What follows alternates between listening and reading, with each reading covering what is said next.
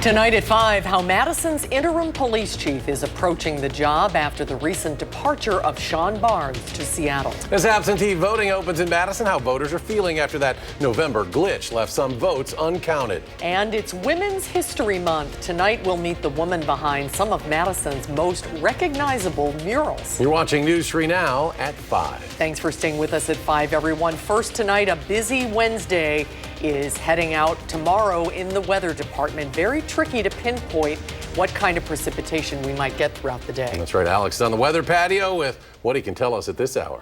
Yeah, very well said there, Susan. Tomorrow is going to be a very tricky day with different forms of different types of precipitation at different times across southern Wisconsin, from storms, some strong, heavy rain, the possibility of heavy wet snow sweeping across all of southern Wisconsin Wednesday and Wednesday evening. So it will be a day of multiple forms of weather. First, the risk of severe weather. While it's not zero, there is that risk still there for gusty winds. Hail would likely be the main threat from the thunderstorms in southern Wisconsin. We'll keep a close eye on that tornado threat as well. 1 to 4 inches of slushy snow accumulation expected across southern Wisconsin, and very, very windy conditions by the time we get into Wednesday evening.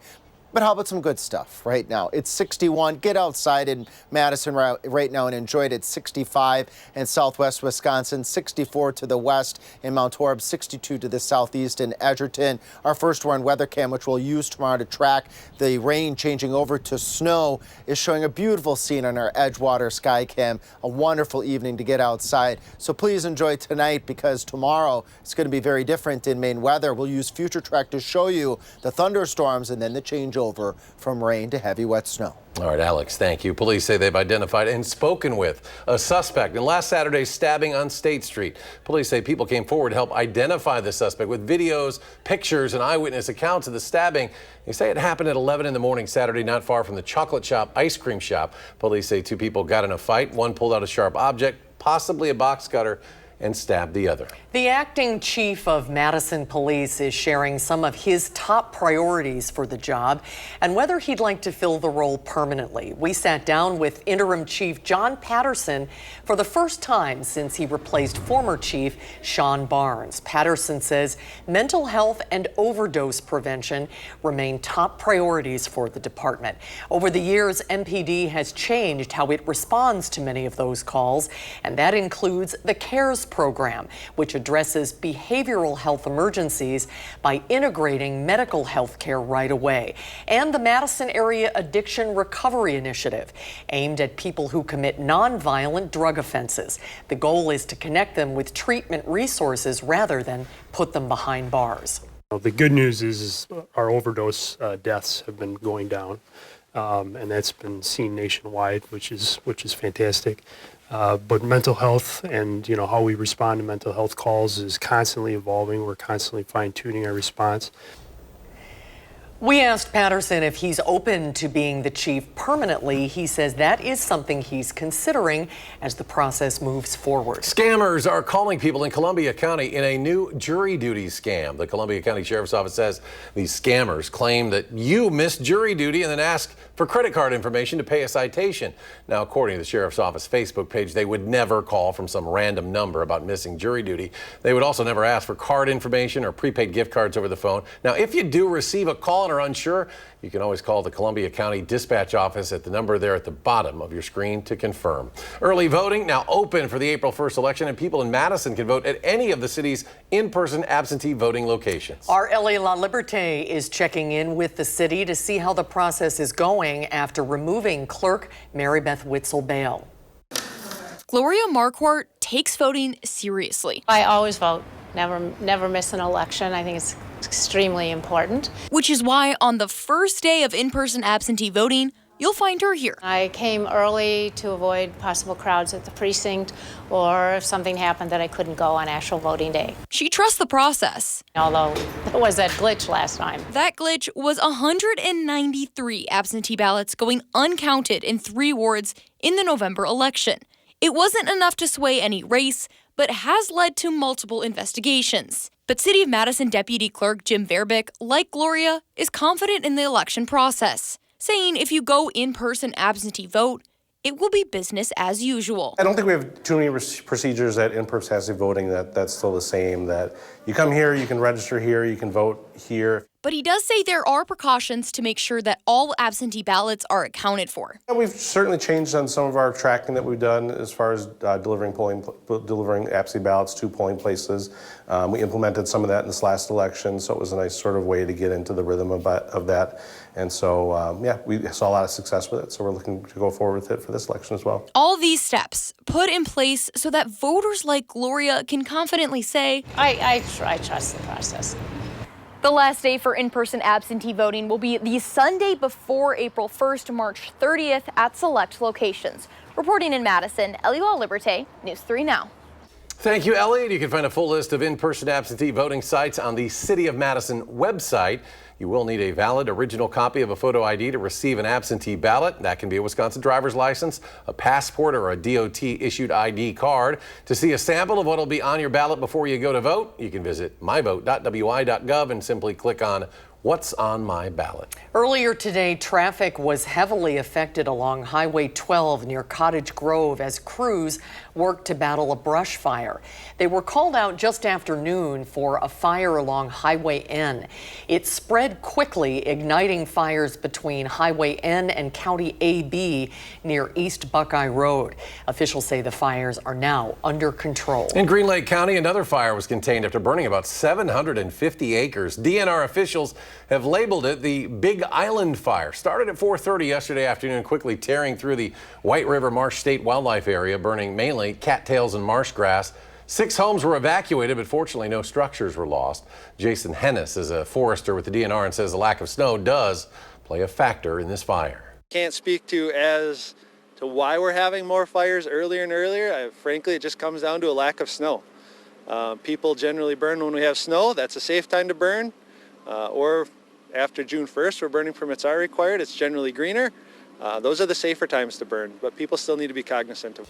Well, in total, 13 departments responded along with several other agencies. The cause of the fire remains unknown as that area was not scheduled for a prescribed burn. News for now at CBS, your home for March Madness starting on Thursday at 11:15. Now, because of that, we will be making some programming changes. If you are not a basketball fan, you'll still be able to watch your favorite News 3 Now newscasts, always streaming on our channel3000.com page and also Channel 3000 Plus apps, along with our sub-channel Television Wisconsin 3.2. If you'll be watching basketball, our newscast will air in special times following the games of March Madness on CBS. The graphic on your screen explains where you can find what newscasted when. We'll also have that available on our website, of course, channel3000.com. We'll be right back. You're watching News 3 Now at 5, moving forward. We're in the middle of Women's History Month, and today we're highlighting one of Madison's own. Our Jalen Banks sat down with one artist whose artwork will echo throughout the city's history. If you've spent any time on Madison's South Side, you may have seen some of the artwork next to me. I had the chance to sit down with the woman behind the art on how her work is giving back to the community. Meet Laleta G, a local women's advocate and most recently, an artist.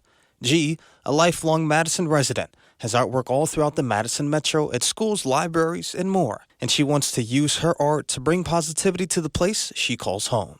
Well, when I was a girl, I was going through a lot of trauma. And that's when art entered into my life, and I used it as an escape and as a point of healing. And now as an adult, I've returned back to art, and it's still that for me. It's a point of healing and joy. And but now I create it for other people. G says she also uses her art to highlight women and girls who look like her. I want to put beautiful images out of Black girls and Black women. We need more of that in the art world. So I get joy from doing that and giving Black women and girls the opportunity to see themselves beautifully portrayed. She says the greatest honor is making her mark in the history of the place so near to her heart. The principal wrote me and she said, your artwork is going to be up here for the next 100 years. And, you know, at the season in my life, I'm thinking about legacy. And so having that be a reality, that my art will live beyond me and that the intention of my art will live beyond me is something that I'm really grateful for. You know, because everyone doesn't get a chance to leave a legacy. You can find more of the latest work at Savannah Oaks Middle School and Lanpham Elementary. For now, reporting on Madison South Side, Jalen Banks, News 3 Now. Well, it could be a messy Wednesday, and what you get depends on where you live. Alex has the latest and full story here. That's the best way of putting it there, Eric, and we'll track that here with Future Track. Thunderstorms breaking out as we head into the morning hours. Some of those storms could produce small hail. That's from 6 a.m. till noon. The snow potential north and west of Madison, watch that. Slide off towards the south and east. U.S. Highway 151 is a good dividing line between snow to the northwest and scattered thunderstorms continuing for Madison, Janesville over towards Beaver Dam, over towards Elkhorn. One or two of those could get on the strong side, turning over to all snow, strong winds, and slushy accumulations of snow expected Wednesday night. So we get all those different forms throughout the daytime. Temperatures, as we take a look here at Future Track, just getting up to 50 in Madison, right around 1 o'clock, near 50 near the Wisconsin-Illinois border. I call this out because the First One weather team, I'll be here, Jacob will be here, Blaze will be here tomorrow. We're watching this very tiny area of warm air trying to sneak into far southern Wisconsin. It's right on the edge of that warm air, that dividing line between the cold and the warm air, where we could have that threat for large hail, some damaging winds, and that's where that isolated tornado threat would line up as well. Hopefully that stays to the south in Illinois with the Lake Michigan east winds helping to hold that warm air further to the south, but we will be keeping a close eye on that. Nonetheless, wind and hail will be the primary threats for any thunderstorms that get on the stronger side tomorrow, and hopefully that tornado threat stays south of the area. We all get that snow eventually, 1 to perhaps as much as 4 inches of slushy snow accumulation expected. Greatest amounts of snow north and west of Madison up towards the Dells, and if you have traveled towards, let's say, Eau Claire, and in between Eau Claire and Minneapolis, they'll have more snow in that direction. Widespread water, we need this, so thumbs up on that with drought conditions. Earlier we were talking about fire danger. That will help things out a little bit. Strong winds out of the north on the backside of this weather system, gusting at times to 40 miles per hour, if not a little bit above. All right, recap, lots of information there. Get ready for multiple forms of weather on Wednesday, from hail to heavy rain to winds to snow. Some of those storms could be on the strong side, especially south and east of Madison towards the Wisconsin-Illinois border. And then that 1 to 4 inches of slushy snow expected by the time we get into the early morning hours of Thursday. Waking up to temperatures near 40, and again, if we're lucky, we'll get to 50 in Madison. Better chances for that 50-degree or warmer temperatures will be south in Illinois, and only in the 30s with temperatures falling throughout the day as that rain and thunderstorm activity transitions over to that wet snow. Breezy conditions and seasonably mild on Thursday will melt some of that snow. Some more showers going from Friday night into the very, very early part of Saturday. And then another weather maker brings us some rain changing over to wet snow Sunday night going into Monday. So all in all, after Alert Day Wednesday, pretty much every other day, we have a weather system. So staying active to round out the month of March. March going out like a lion. Yep. Thank you, Alex. Next at 5, taking you to southeastern Wisconsin, where a renovation project led to a journey through time. That's coming up.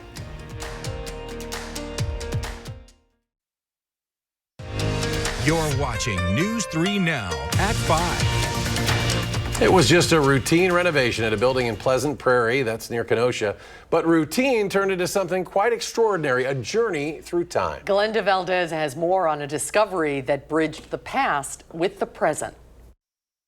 That's my dad in the wheelchair. Pleasant Prairie crews were remodeling a building when they found something unusual tucked away in the ceiling, a PVC tube. Inside, photos and keepsakes from 1994. But what made this discovery truly powerful was the people in those pictures. She's like, oh, look, Grandpa's in this picture. And so I zoomed in on the pictures, and sure enough, there's my dad sitting in his wheelchair. And it was really a very happy experience because he had passed away 13 years ago. And then to see him again with a picture from so long ago, it was really touching to see that and amazing. Jane's father, who had polio as a teenager, dedicated years to serving this community. Now, decades later, his image reappeared in a moment that felt almost like a message. I think it was my dad saying hi from heaven. I believe this is the one that's front and center, I think. For Julie, the discovery was just as emotional. And I was like, what is this? As I'm looking at it, I'm like, oh my gosh, that's me. She had just started her career in dispatching when the photo was taken. Now, 25 years in, she looks back on a life dedicated to service. It was the first dispatching job I had done, so it was the first police department that I had worked for. And looking at some of those people wondering, are they still around? Are they still here?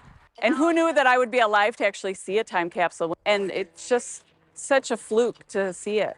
A moment frozen in time, now brought back to life, reminding us of where we've been and the people who paved the way.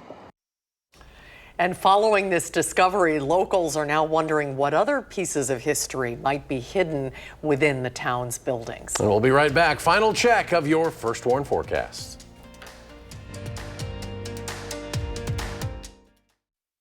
It was supposed to be a week-long mission, but it turned into a 9-month stay. What's next for the 2 astronauts once stuck in space? And care to bet on a major threat to college sports? The president of the NCAA has a warning as March Madness tips off. That's tonight on the CBS Evening News. And coming up tonight at 6, a Belleville board member's remarks spark outrage in the community. See how the community is now pushing back. That story in half-hour News 3 Now at 6. And finally at 5, spring has arrived, look at this, in central China's Hubei province, bringing a breathtaking display of cherry blossoms. Over 500,000 cherry trees are in full bloom, and tourists are flocking to parks, universities, and scenic spots to enjoy the pale pink beauty. To make travel easier, Hubei launched a cherry blossom line linking major sites, while local buses and taxis are all decked out in pink. It'll probably be blooming not too long from now in D.C. That's always a big tourist attraction as well. Forecast for us, a little dicey tomorrow. Everything tomorrow. Everything but the kitchen sink. That's what you've been saying this evening. And yes, we have a whole multiple forms of weather in the forecast tomorrow, from thunderstorms, maybe some small hail, could have an isolated severe storm as well, changing over to all snow, 1 to 4 inches of slushy snow expected by early Thursday during the 6 o'clock newscast. I'll let you know when we can expect the most adverse travel impacts with that weather event. Around 40 for a low temperature tonight, and this graphic shows the story. 50 in Madison, 60 near the Illinois border, 30s to the north tomorrow. All right, Alex, thank you. CBS Evening News coming your way next. We'll be back in 30 minutes with News 3 Now at 6. That place looks nice.